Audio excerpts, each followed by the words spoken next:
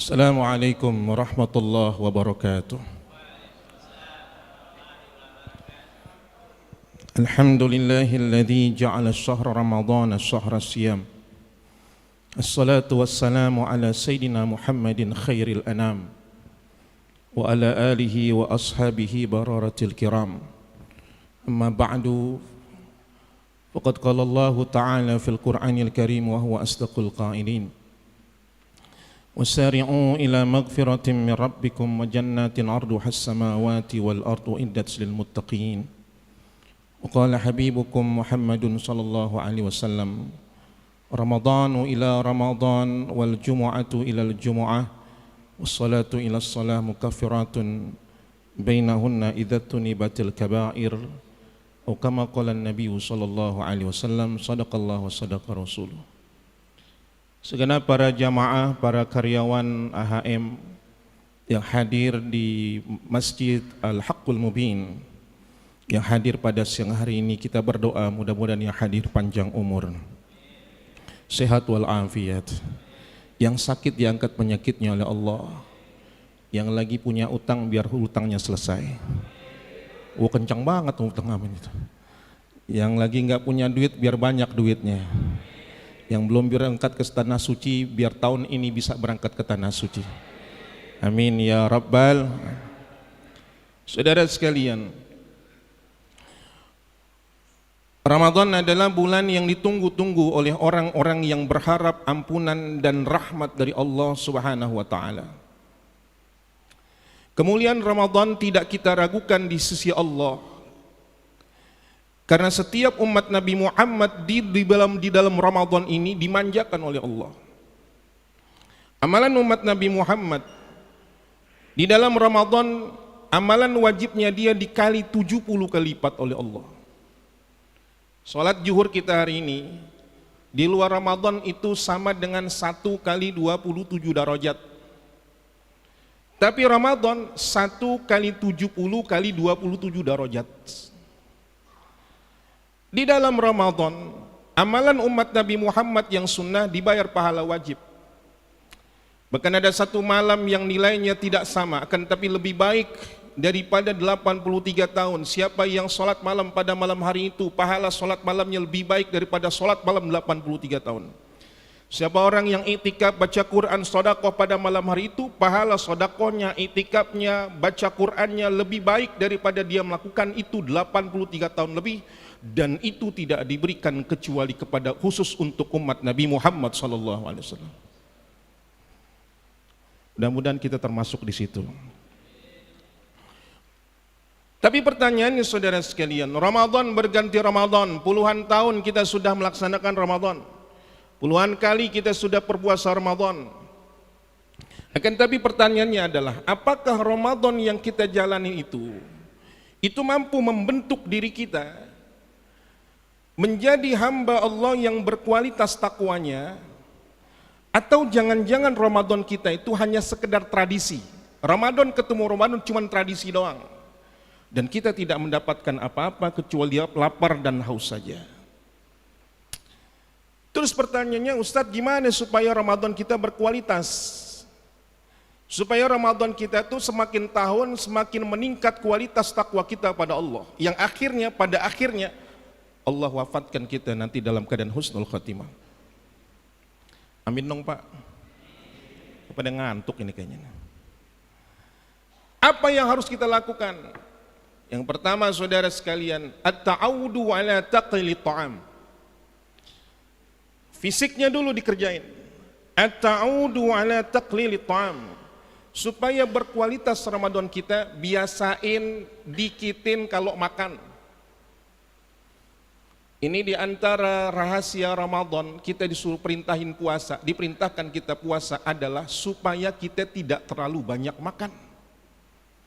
Kenapa? Alasannya dua. Satu, sebagai kesehatan. Saudara, perut kita ini di luar Ramadan udah kayak mesin kagak ada berhentinya. Ngegiles mulu. Wah, bayangin aja, bangun pagi, subuh, kopi sama pisang goreng saudara. Jam 8 nasi uduk sama jengkol, betul gak tuh? Jam 10 coffee time, paling nggak comrok sama kopi itu dimakan. Jam 12 makan siang, jam 2 ngemil, jam 4 ngopi sore, jam 7 makan malam, jam 9 mindo, saudara sekalian.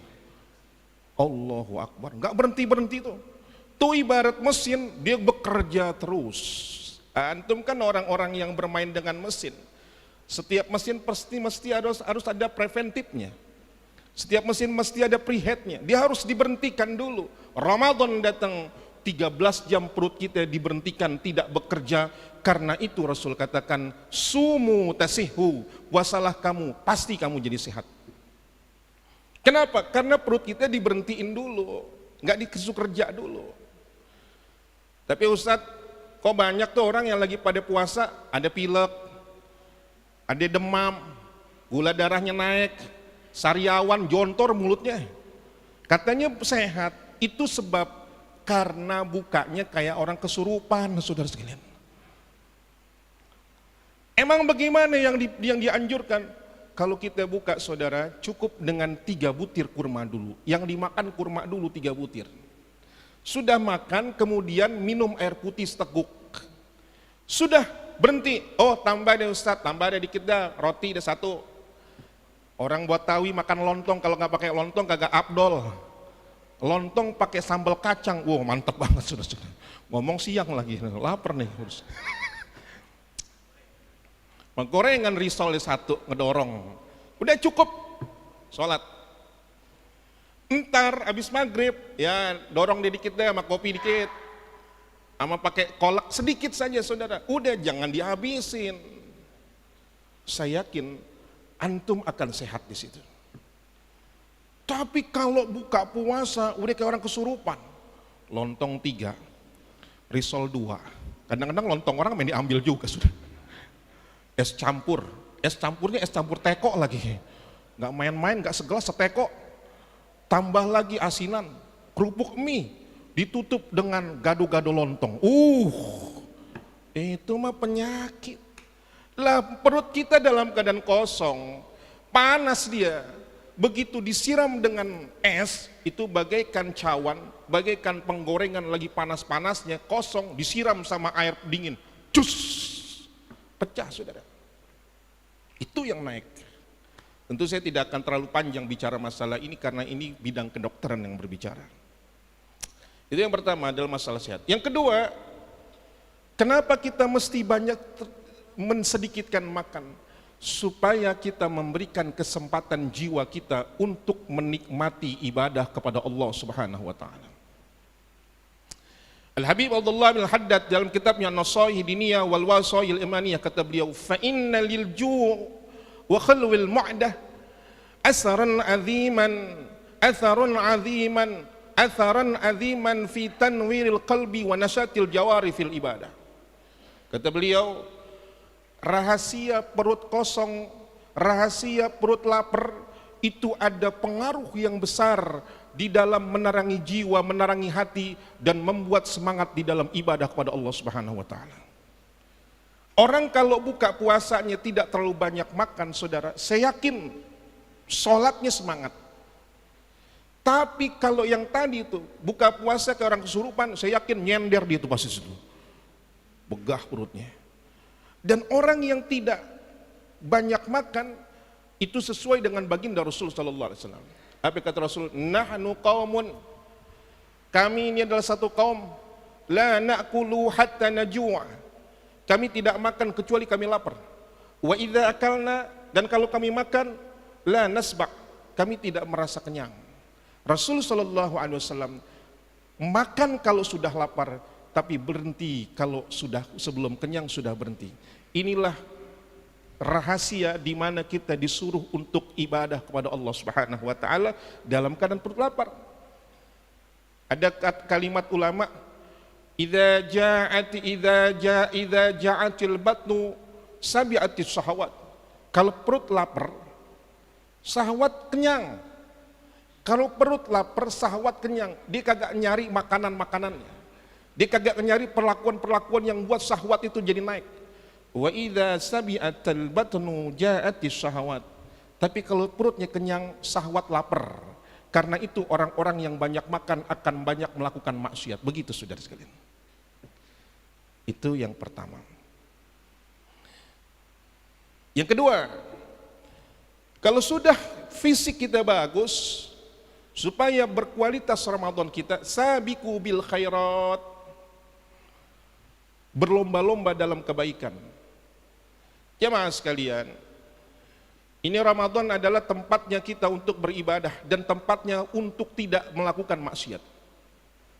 Karena itu Rasul katakan kalau Ramadan datang ada yang menyeru, ya baghil khair aqbil wa ya baghir syarr aqsir. Orang-orang yang mencari kebaikan-kebaikan, ayo datang. Orang-orang yang suka melacur, suka berbuat maksiat, berhenti. Kenapa? Bukan tempatnya. Ramadan harusnya kita tingkatkan amal ibadah kita. Imam Syafi'i radhiyallahu an, pemimpin madhab yang dianut oleh banyak orang Indonesia, itu kalau Ramadan, di luar Ramadan beliau mengkhatamkan Al-Quran 30 kali khatam. Di luar Ramadan beliau mengkhatamkan Al-Quran 30 kali. Di dalam Ramadan ziyadatul hasanat, ditambahin lagi. Berapa kali? Sebulan 60 kali khatam. Ini bapak-bapak udah berapa kali khatam ini? Pak, berapa juz? Tanya juz pada diam semua. Paling enggak sekali khatam dah. Itu Ramadan, emang harus ditambahin. Karena itu secara singkat saudara, karena saya dikasih tahu sampai 12.40 tadi, 10 menit. Karena itu saudara sekalian, begitu Ramadan datang, kencengin ibadah kita. Apa yang harus kerjain? Paling tidak 7 sunnah Rasul jangan tinggalin. 7 sunnah Rasul. 1, Nabi Muhammad tidak pernah meninggalkan sholat malam setiap hari. 2, Nabi Muhammad tidak pernah meninggalkan sholat berjamaah di masjid. 3, Nabi Muhammad tidak pernah meninggalkan baca Quran setiap hari. 4, Nabi Muhammad tidak pernah meninggalkan sedekah setiap hari. 5, Nabi Muhammad tidak pernah meninggalkan sholat sunnah duha.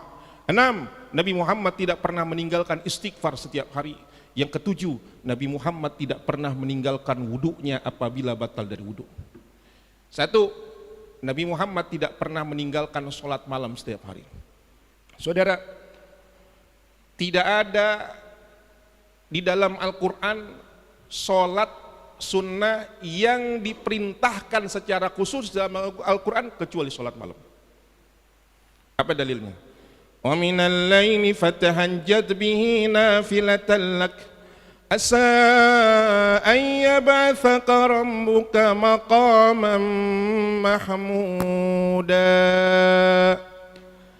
Dan dari sebagian malam itu kau tahajud, kau bangun malam, nafilatan lak, itu tambahan buat kamu.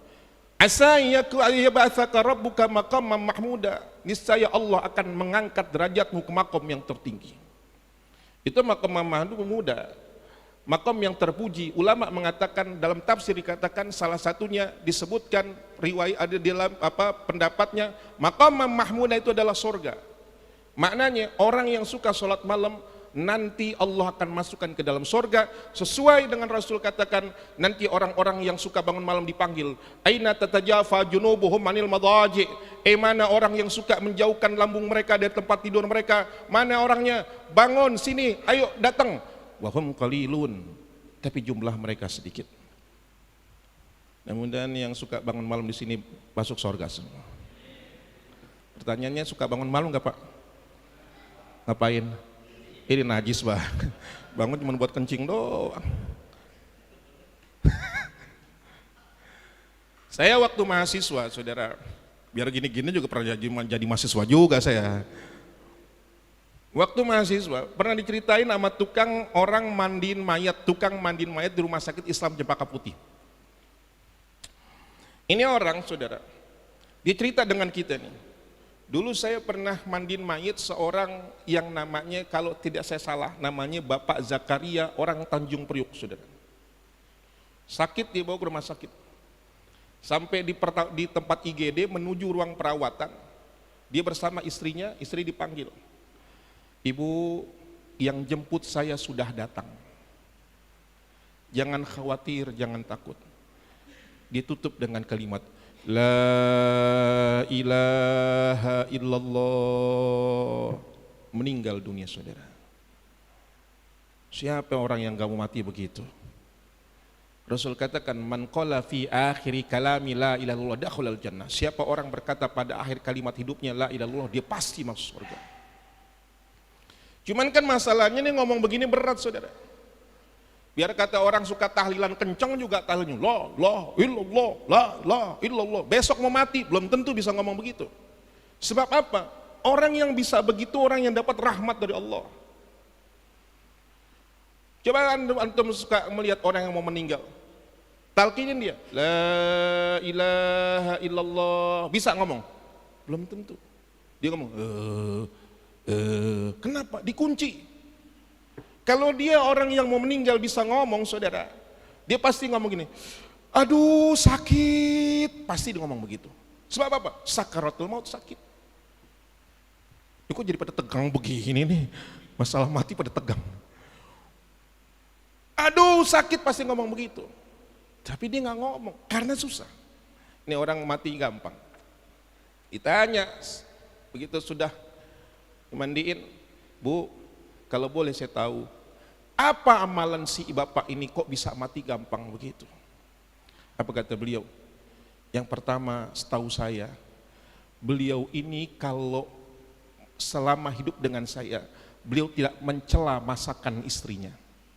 Kalau istri masak ibaratnya kalau istri masak tidak kurang garam, masaknya kurang garam, nggak pakai ngomong hambar banget masakan lo. Kalau kebanyakan garam, nggak pakai ngomong mau kawin lagi lo begitu. Ada nggak laki begitu saudara? Nggak pernah. Yang kedua, suami saya itu nggak pernah main tangan. Sedangkan istri dan anaknya tidak pernah main tangan. Dan yang ketiga, ini yang mahal.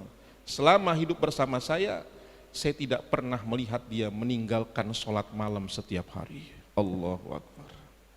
Karena itu saudara, ayo raih sholat malam, jangan tinggalin sholat malam. Yang kedua, dikit lagi, 24 menit lagi. Jangan tinggalkan sholat berjamaah. Ini sholat berjamaah saudara, khususnya subuh, jangan tinggalin. Subuh mah jangan main-main, jangankan subuhnya, 2 rakaatnya aja orang pada tahu, rakaatul fajri khairum minad dunya ma fiha. 2 rakaat salat subuh lebih baik daripada dunia dan isinya. Gimana subuhnya? Lau ya'lamun nas ma fi subil jamaah wa atamah wal atama la atauhuma walakan habwan. Kalau umatku tahu salat subuh dan salat isya berjamaah, dia pasti datang walaupun dalam keadaan merangkak-rangkak. Itu Rasulullah wa ma yantiqu anil hawa. Beliau tidak bicara kecuali wahyu. Kalau beliau katakan merangkak-rangkak, tentu besar pahalanya. Ini jamaah sekalian nih, kalau ada nih maaf nih, kalau ada nih jamaah karyawan nih dapat warisan 2 triliun. Amin dong. Ngayal susah banget, amin aja udah. Tinggal ngayal doang. 2 triliun. Ngomong nih sama Pak Ketua, Pak Adi, tolong bilangin jamaah Masjid Ahlakul Mubin yang sholat berjamaah di masjid subuh besok sebelum masuk kerja subuh berangkat di sini nih, atau lingkungan di sini yang sholat subuh berjamaah di masjid, 1 orang dapat 500.000 rupiah. Pada datang nggak saudara kira-kira? Ini penuh kan kira-kira? Penuh. Yang sakit datang nggak? Yang stroke datang nggak? Yang diseret-seret datang nggak? Yang mau mati datang saudara sekalian. Kenapa 500.000? Padahal 500.000 kalau dia bawa, dia senang kepleset, jatuh, mati saudara sekalian. Nggak dibawa 500.000-nya.